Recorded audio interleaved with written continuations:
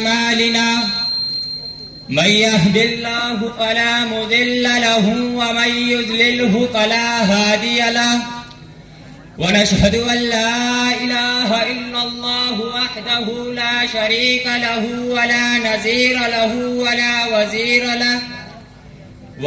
وزير له ولا مثل له ولا مشير له ولا معين له.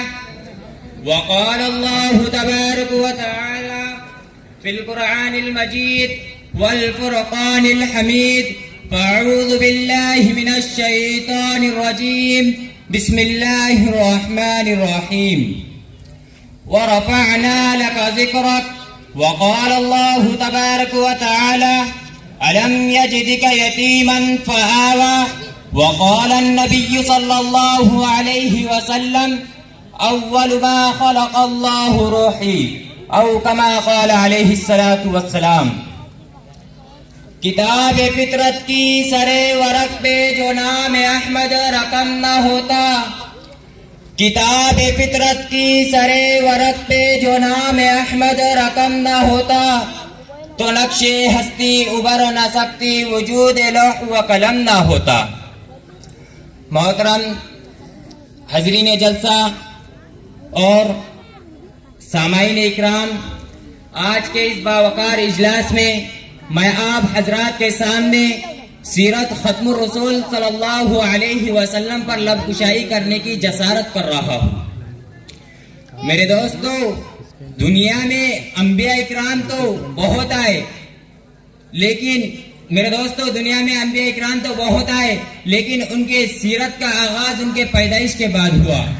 برادران ملت، دیکھیے، حضرت آدم علیہ السلام آئے، ان کے سیرت کا آغاز ان کے پیدائش کے بعد ہوا. حضرت شیس علیہ السلام آئے، ان کے سیرت کا آغاز ان کے پیدائش کے بعد ہوا. حضرت زکریا علیہ السلام آئے، ان کے سیرت کا آغاز ان کے پیدائش کے بعد ہوا. حضرت نوح علیہ السلام آئے، ان کے سیرت کا آغاز ان کے پیدائش کے بعد ہوا. حضرت موسیٰ علیہ السلام آئے، ان کے سیرت کا آغاز ان کے پیدائش کے بعد ہوا. حضرت اسحاق علیہ السلام آئے، ان کے سیرت کا آغاز ان کے پیدائش کے بعد ہوا. حضرت ہارون علیہ السلام آئے، ان کے سیرت کا آغاز ان کے پیدائش کے بعد ہوا. حضرت ہود علیہ السلام آئے، ان کے سیرت کا آغاز ان کے پیدائش کے بعد ہوا. حضرت ابراہیم علیہ السلام آئے، ان کے سیرت کا آغاز ان کے پیدائش کے بعد ہوا. حضرت اسحاق علیہ السلام آئے، ان کے سیرت کا آغاز ان کے پیدائش کے بعد ہوا. حضرت داؤد علیہ السلام آئے، ان کے سیرت کا آغاز ان کے پیدائش کے بعد ہوا. حتیٰ کہ 1,24,000 انبیاء اکرام آئے، ان انبیاء اکرام کے سیرت کا آغاز ان کے پیدائش کے بعد ہوا.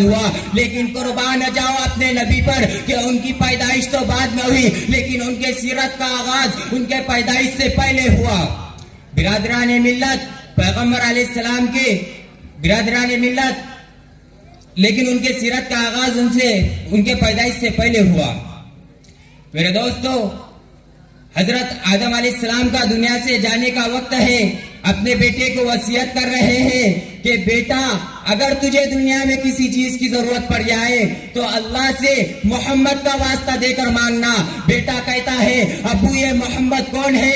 جناب آدم علیہ السلام فرماتے ہیں کہ بیٹا سن لے، بات اتنی سی ہے کہ اگر محمد کو اس دنیا میں نہ آنا ہوتا تو یہ کائنات سجائی نہ جاتی.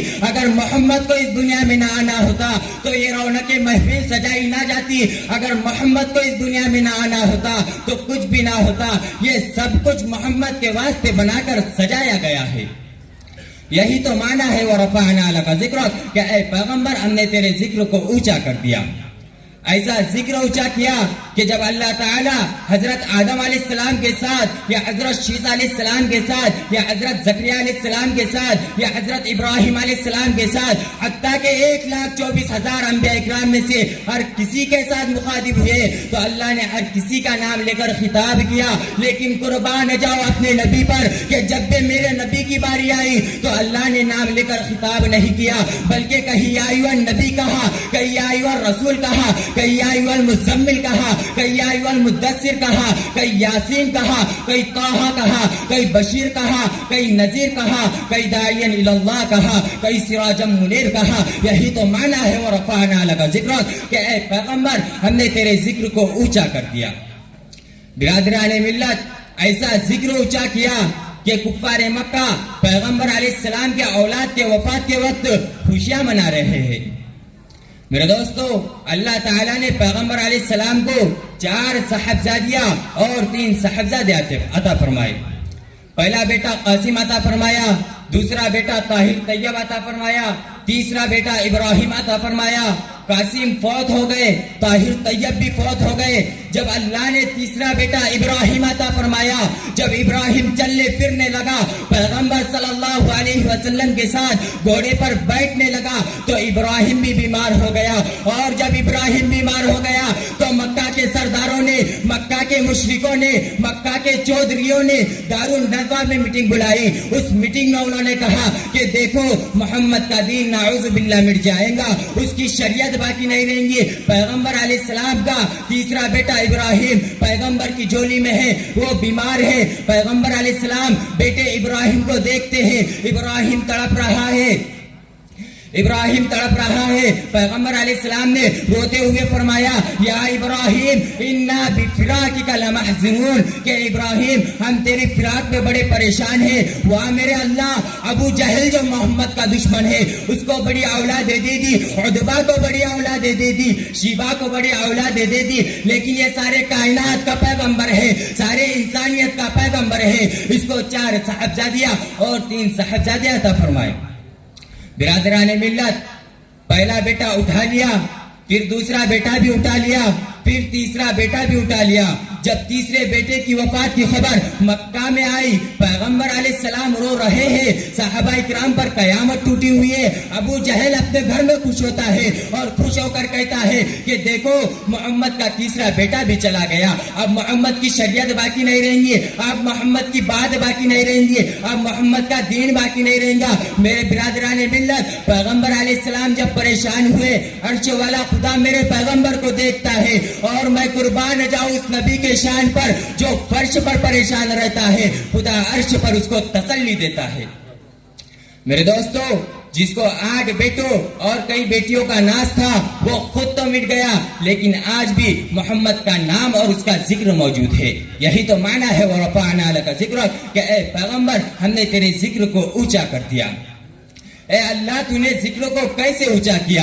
اللہ تعالیٰ فرماتے ہیں، جہاں خدا کا ذکر ہوگا وہاں محمد مصطفیٰ کا ذکر ہوگا۔ برادران ملت، دیکھیے، اگر آسمان میں پہلے خدا کا ذکر ہوگا تو بعد میں محمد مصطفیٰ کا ذکر ہوگا، اگر زمین میں پہلے خدا کا ذکر ہوگا تو بعد میں محمد مصطفیٰ کا ذکر ہوگا، اگر تورات میں پہلے خدا کا ذکر ہوگا تو بعد میں محمد مصطفیٰ کا ذکر ہوگا، اگر زبور میں پہلے خدا کا ذکر ہوگا تو بعد میں محمد مصطفیٰ کا ذکر ہوگا، اگر انجیل میں پہلے خدا کا ذکر ہوگا تو بعد میں محمد مصطفیٰ کا ذکر ہوگا، اگر 127 صحیفوں میں پہلے خدا کا ذکر ہوگا تو بعد میں محمد مصطفیٰ کا ذکر ہوگا، اگر قرآن میں پہلے خدا کا ذکر ہوگا تو بعد میں محمد مصطفیٰ کا ذکر ہوگا، کیونکہ خدا کے بعد خدائی کا تصور غلط ہے، اسی طرح محمد مصطفیٰ کے بعد مصطفی کا تصور غلط ہے۔ خدا اپنے خدائی میں بے مثال ہے اور محمد مصطفیٰ اپنے مصطفی میں بے مثال ہے۔ خدا پر خدائی ختم ہے اور محمد مصطفیٰ پر مصطفی ختم ہے۔ یہی تو معنی ہے وَرَفَعْنَا لَكَ ذِكْرَكَ، کہ اے پیغمبر، ہم نے تیرے ذکر کو اونچا کر دیا۔ برادران ملت، پیغمبر علیہ السلام کے حسن و جمالات کو جس انداز سے اور جس قدر بھی بیان کیا جائے، حق ادا نہیں ہو سکتا۔ جس میں اثر کے اس حسن ظاہری کے ساتھ کمالات پر نظر ڈالی جائے تو پتا چلتا ہے کہ آنکھیں وہ نگاہیں انقلاب ہے کہ ابو بکر پر اٹھی تو صدیق اکبر بنے، اگر عمر رضی اللہ تعالیٰ عنہ پر اٹھی تو قاتل سے عادل بنے، اگر عمر رضی اللہ تعالیٰ عنہ پر اٹھی تو قاتل سے عادل بنے، اگر عثمان رضی اللہ تعالیٰ عنہ پر اٹھی تو تاجر سے باحیا بنے، اگر علی رضی اللہ تعالیٰ عنہ پر اٹھی تو عرب کے بہادر فاتح خیبر بنے، اگر معاویہ رضی اللہ تعالیٰ عنہ پر اٹھی تو کاتب وحی بنے، اگر سلمان رضی اللہ تعالیٰ عنہ پر اٹھی تو خاندان نبوت کا فرد بنے، اگر ابو ہریرہ رضی اللہ تعالیٰ عنہ پر اٹھی تو حافظ الحدیث بنے، اگر ابن مسعود رضی اللہ تعالیٰ عنہ پر اٹھی تو محدث اعظم بنے، اگر ابن عباس رضی اللہ تعالیٰ عنہ پر اٹھی تو اگر ابن عباس رضی اللہ تعالیٰ عنہ پر اٹھی تو مفسر قرآن بنے، اگر بلال حبشی رضی اللہ تعالیٰ عنہ پر اٹھی تو جنت کا وارث بنے، اگر بلال حبشی رضی اللہ تعالیٰ عنہ پر اٹھی تو جنت کا وارث بنے. اگر حنظلہ رضی اللہ تعالیٰ عنہ پر اٹھی تو غسیل الملائکہ بنے. اگر حمزہ رضی اللہ تعالیٰ عنہ پر اٹھی تو سید الشہداء بنے. میرے پیغمبر صلی اللہ علیہ وسلم کے حسن و جمالات، میرے پیغمبر صلی اللہ علیہ وسلم کی نگاہ مبارک پڑھنے سے چور چوکیدار بنے، رہزن رہبر بنے، اجڑے بسنے لگے، بگڑے بننے لگے، بچڑے ملنے لگے. یہی تو معنی ہے ورفعنا لک ذکرک کہ اے پیغمبر ہم نے تیرے ذکر کو اونچا کر دیا. تھکی ہے فکر رسائے مدح باقی ہے، قلم ہے آبلا پا مدح باقی ہے، ورق ہے تمام مدح باقی ہے، تمام عمر لکھا مدح باقی ہے. وما علینا الا البلاغ، وآخر دعوانا ان الحمد للہ رب العالمین.